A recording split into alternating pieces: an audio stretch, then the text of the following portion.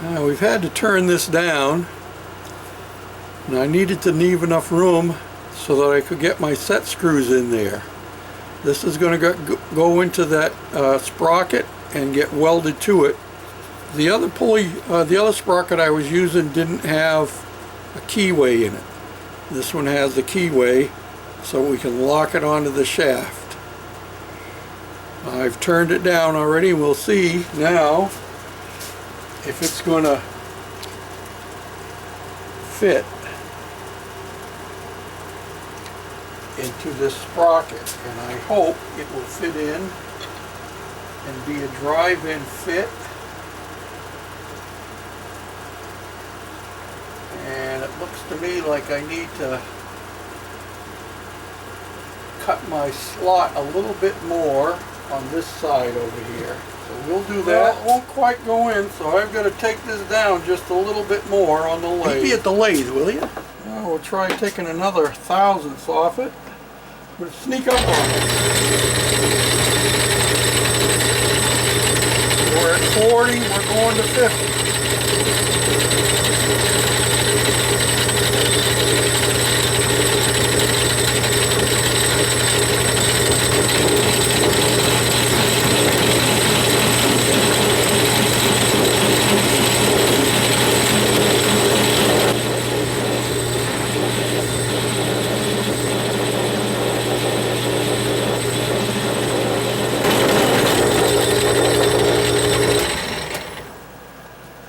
Get the sprocket and we'll check it. I hope I didn't go too far. I did. Went too far. It slides on there now. Well, it's alright. We'll be able to, we could take it in a little bit further and still have clearance for our cutter, and it's a good enough fit so that it'll be centered and we can weld it in place. Looks like that'll be just about right. We'll have a recessed weld on this side and a topical weld on the other side. And I think what we're going to do, I don't need, the way this is set up,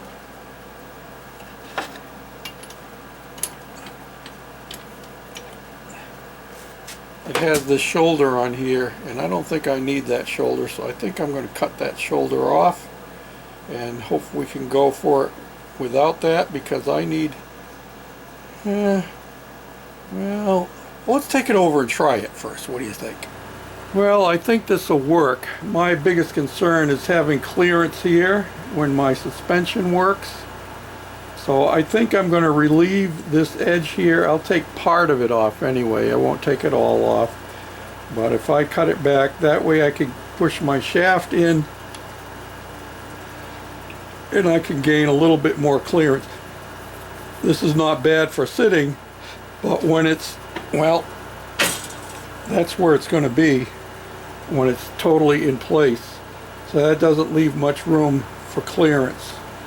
So yeah, see, we had this sprocket here that I was going to use, but it has no key in it, no keyway, and I could have just hand filed a keyway, but that's a lot of work. So we'll save this for another reference later on.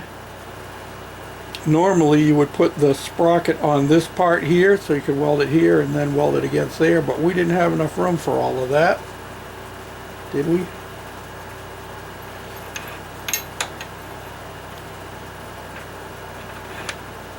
No, see, it with that being like that, it would stick my sprocket way out here, and we can't have that. This has got to be like it is, just like in there. So we'll put our sprocket in there, and you can see the clearance that we have with the slot that I made. If I zoom you in here, whoops, zoom you in, you can see the groove that I made right here in the sprocket itself. so that it would accommodate the set screw going down in there. So I think what we're going to do is we're going to cut this right off so we can slide that shaft back in there further. Hold on to your hats. That's the next thing we're going to do. So what I'm going to do, I'm mounting it here. Mounting it here on this 3/4 inch shaft, and I'm going to set it back from where I want it to be. I'll put a set screw in here. That way I have good holding when I cut it on the bandsaw. Okay, so now we have our set screw in there. You can see that, both of them. And that'll hold the shaft in place, and you can see how far down I've got it recessed, because we're going to cut this lip off the end. Let's do it.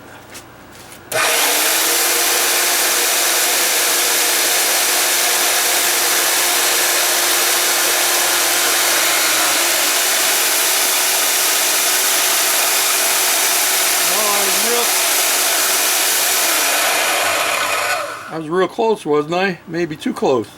Should have slid the shaft back a little bit. Alright, that's okay. We'll take this over on the lathe now and we'll clean the end up.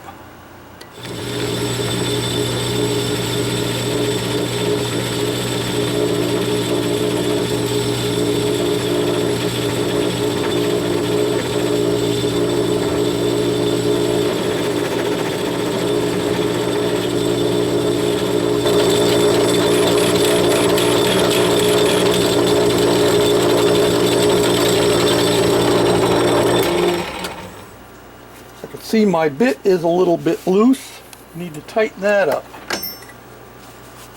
I'm no machinist by any stretch of the imagination.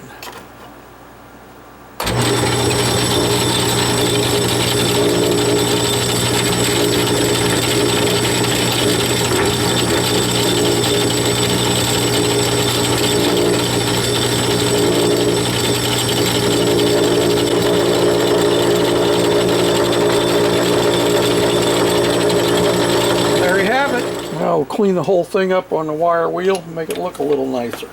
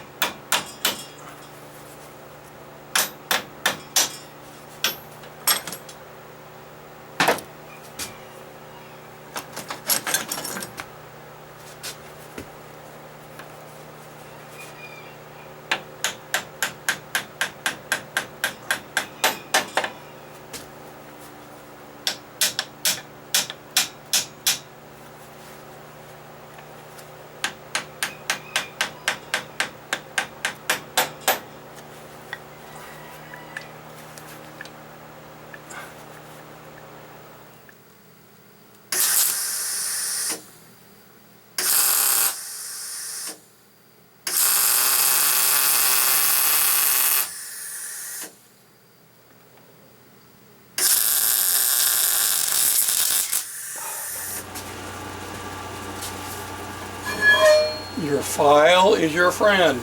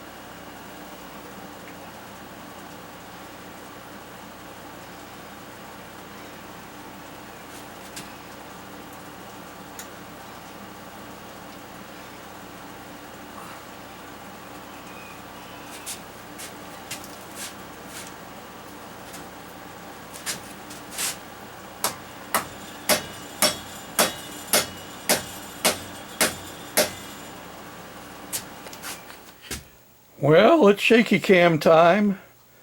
You've seen the little snippets of me putting things back together and fabricating and so forth, and now I'm going to give you an overview with commentary. First off, you saw me mocking up this front bearing and shaft setup. It's all done now, and I found that this sticks up too high, so it would hit the body, so we have added a 1/2 inch spacer on here to jack the body up in the back a little bit, which won't be an issue. And this is all welded in, everything's all cleaned and painted, ready to go.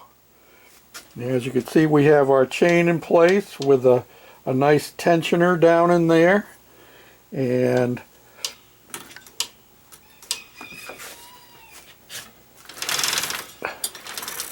the wheels turn, this sprockets turn.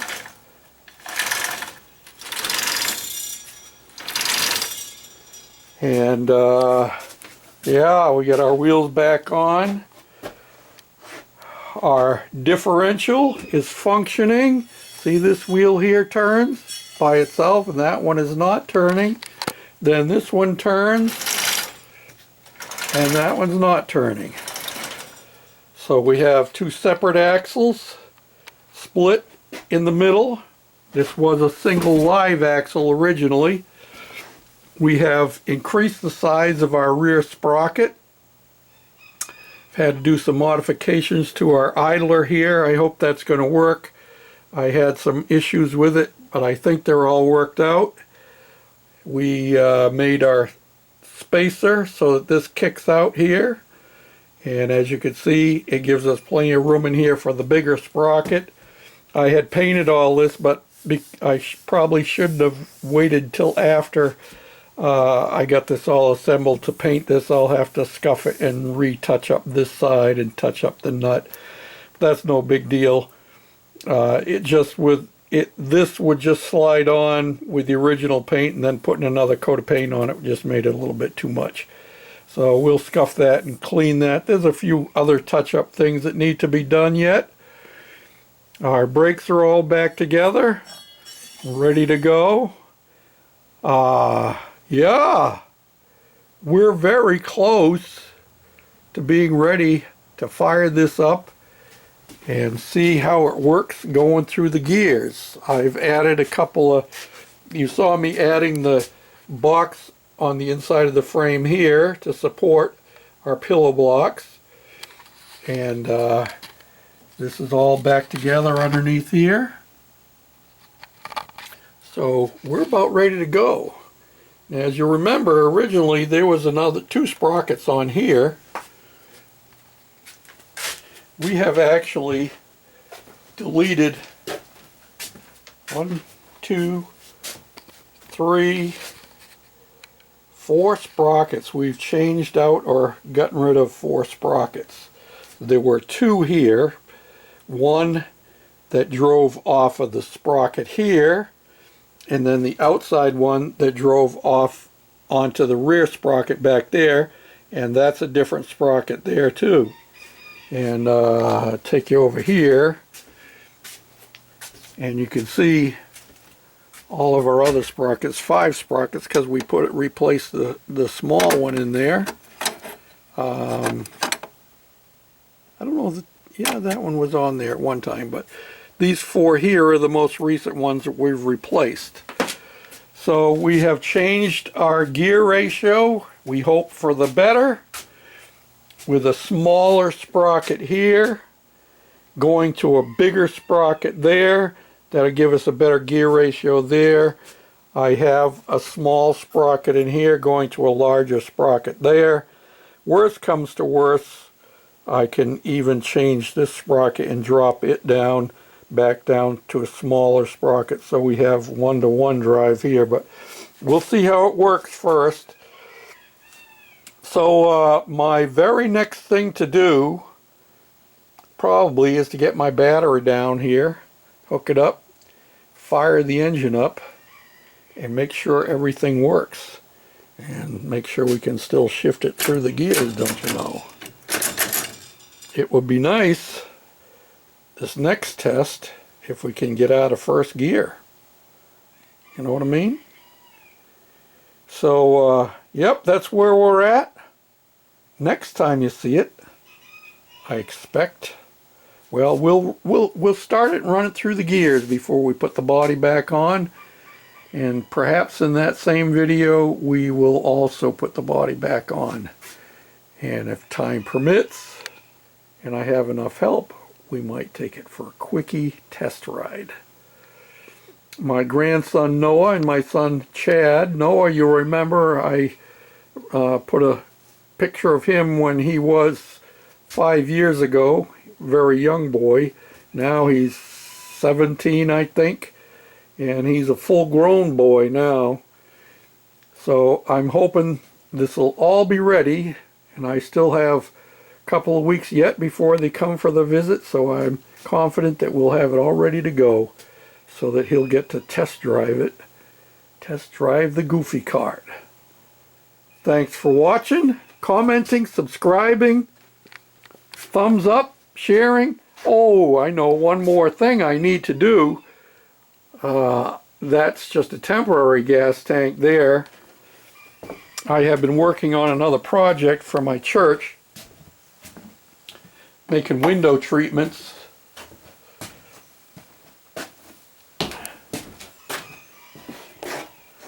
And I've got to get these done this week. These are going to go on the inside of our windows in the church. Make it look a little more classical, I guess. But once I get that done, then I need to get my gas tank for the Goofy Cart that's over there. Get that back out here and get it finished off, don't you know. Paint it up, put the sticker on it that was given to us. So there you have it. Beautiful day here in Tennessee. Let's take a quick walk outside and we'll see what the temperature is right now. It's about 6:30 in the evening. And according to that thermometer, it's probably about 78. I think it's less than that, but it's not real humid, so it's pretty comfortable. Yes, sirree, Bob.